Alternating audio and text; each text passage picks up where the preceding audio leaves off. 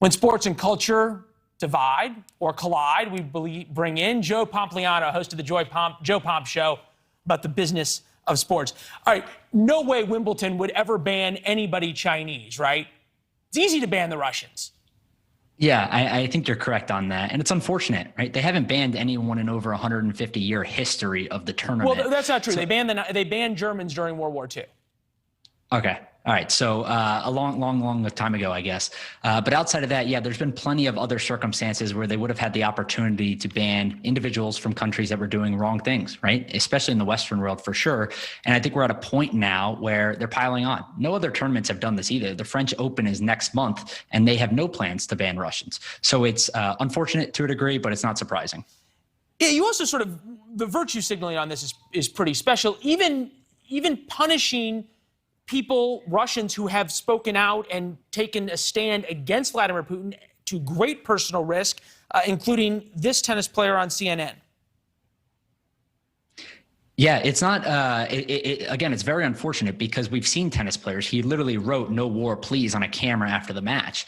And Wimbledon floated this idea in the media a month or two ago where they said that they wanted the tennis players, specifically Medvedev, to publicly denounce Vladimir Putin. And he's not willing to do that, right? He's not willing to go out and say and put his family in danger in a country where there's an authoritarian leader, and he has no control over military actions. So I totally understand why he wouldn't be willing to do that. I don't think anyone thinks that that's out of the realm of possibility that he denounces him. But at the end of the day, he is not willing to do it publicly. Right, and you point out you've got family members back in the home country who obviously are a great personal risk if you speak out. We've seen Vladimir Putin do that. This also has at least real relevance here in the U.S., tennis aside, the U.S. Open coming up later this year. But the NHL has 41 Russian players. The National Hockey League condemns Russia's invasion of Ukraine, urges a peaceful resolution.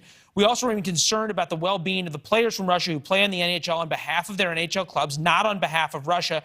We understand they and their families are being placed in an extremely difficult position. I can't believe I'm siding with a pro sports league, but is there a different way to handle it reasonably?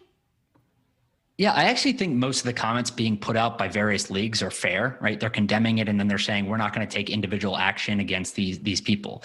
And at the end of the day, what Wimbledon is doing is they're discriminating on nationality, right? That's exactly what they're doing.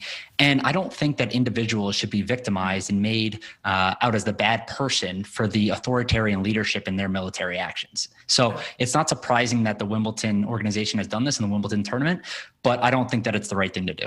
Yeah, you have to wonder what the NBA would do, right? Are they willing to condemn Russia, but they're not willing to condemn China? We all know why.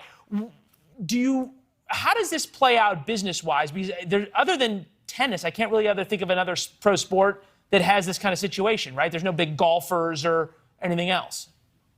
The NHL doesn't. I guess the NHL was going to play exhibition games in Russia. They should cancel it.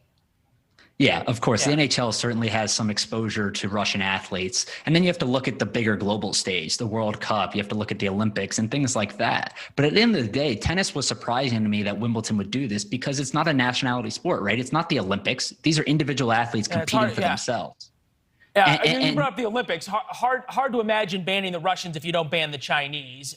Then you think about the World Cup. FIFA takes payoff, so that one's easy for the Russians. We go on. Harder for Belarus, though. Hey, Joe, we got to run, but this was great. Thank you. Thanks for having me. All right. Thanks for watching. Click the red subscribe button below so you can get more of NewsNation's fact-driven, unbiased coverage.